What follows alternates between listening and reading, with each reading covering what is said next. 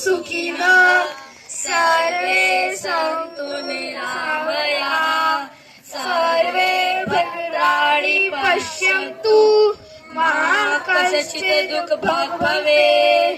ओम शांति शांति शांति।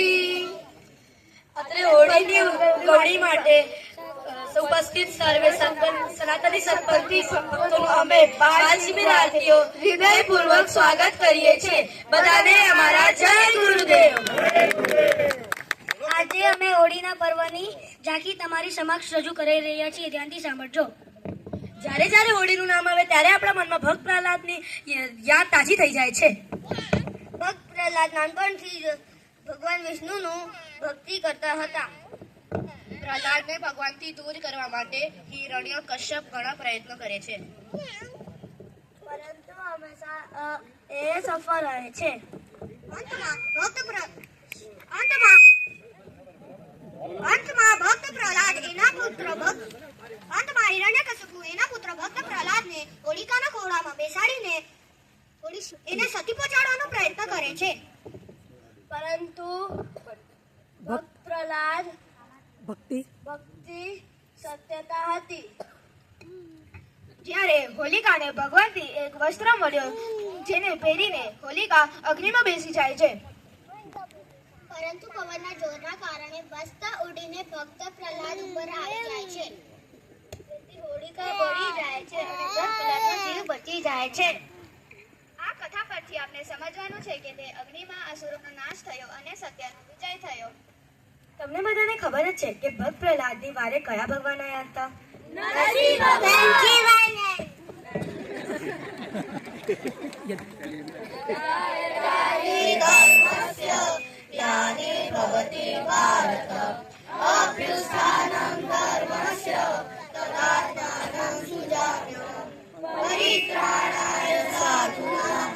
વિનાશાય ચતુષ્કૃતમ ધર્મ સંસ્થાપનાય સંભવામિ યુગે યુગે સંભવામિ યુગે યુગે। ભગવાન વારંવાર દોડીને આવે છે એમના પોતાના ભક્તો પર કૃપા કરવા અને દૈત્યોનો નાશ કરવા। ભક્ત અમરીક રાજાને અમર કરીને વિષ્ણુનારાયણ ભગવાને 10 અવતાર ધારણ કર્યા। પ્રથમ કલતા યુગમાં 4 વાર આવ્યા। ભક્ત રૂગમાંગતનો ઉદ્ધાર કરીને સંગાસુરને વણ કરીને મત્સ્ય રૂપે આવ્યા। ભક્ત અમરીશ રાજાનો ઉદ્ધાર કરીને મધુકૈટભનો વધ કરીને કુર્મા રૂપે આવ્યા। ભક્તનો ઉદ્ધાર કરીને મયુરધ્વજનો વધ કરીને વરા રૂપે આવ્યા। ભક્ત પ્રહલાદનો ઉદ્ધાર કરીને હિરણ્યકશિપુનો વધ કરીને નરસિંહ રૂપે આવ્યા અને બીજા ત્રેતાયુગમાં 3 વાર આવ્યા। બોલ 10 में કમલાધ્વજનો ઉદ્ધાર કરી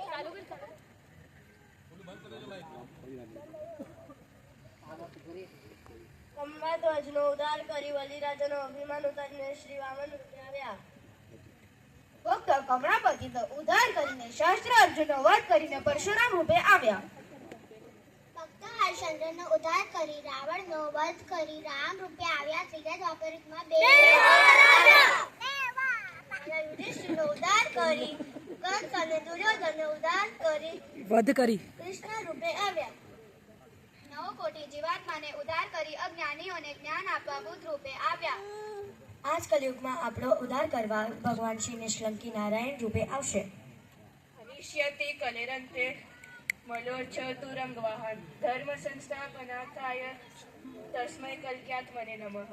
શ્રી આદિનારાયણ અંશ રૂપે શ્રી વિષ્ણુ ભગવાન કે જે શ્રી નિષ્કલંકી નારાયણ ભગવાનનો અવતાર ધારણ કરીને ધર્મનું થયેલી ગ્લાનિ પછી ધર્મનું પુનઃસ્થાપન કરવા માટે કલિયુગને અંતે અશ્વ ઉપર આરૂઢ થઈને દૈત્ય કલિંગ અને અધર્મીઓનો નાશ કરશો તે શ્રી નિષ્કલંકી નારાયણ ભગવાનના અવતારને હું નમસ્કાર કરું છું। બોલો બોલો શ્રી નિષ્કલંકી નારાયણ ભગવાન કી જય। ઉમિયા માત કી જય। ભગવાનના પવિત્ર સ્મરણ. ભગવાનના પવિત્ર સ્મરણ સાથે હું આજે થોડા શબ્દો રજૂ કરવા આવી છું. સૌપ્રથમ હું મારા વાલીઓનો આભાર માનું છું, કેમ કે તેઓએ અમને દર 15 દિવસે યોજાતા આ શિબિરમાં મોકલે છે અને અમને ધાર્મિક માર્ગ પર આગળ વધવા માટે પ્રોત્સાહન આપે છે. અમે બધા બાળ શિબિરાર્થીઓ સનાતન સત્પથ ધર્મનું જ્ઞાન, સંસ્કાર, શિસ્ત, મોરલ વેલ્યુઝ અને જીવન જીવવાની સાચી પદ્ધતિઓ શીખીએ છીએ અને શીખતા જ રહીશું. અમે બધા જ્ઞાન સાથે સાથે રમતો રમીએ છીએ, સુંદર પ્રવૃત્તિઓ કરીએ છીએ, પિકનિક પર જઈએ છીએ અને તીર્થધામની મુલાકાત લઈએ છીએ. થોડા સમય પહેલા અમે સૌ ફેજપુર ગયા હતા અને અમને ત્યાં ખૂબ જ આનંદ થયો. તમારા બધાની કૃપા, આશીર્વાદ અને પ્રેમ માટે હૃદયપૂર્વક આભાર. બધાને અમારા જય ગુરુદેવ. ભારત માતા કી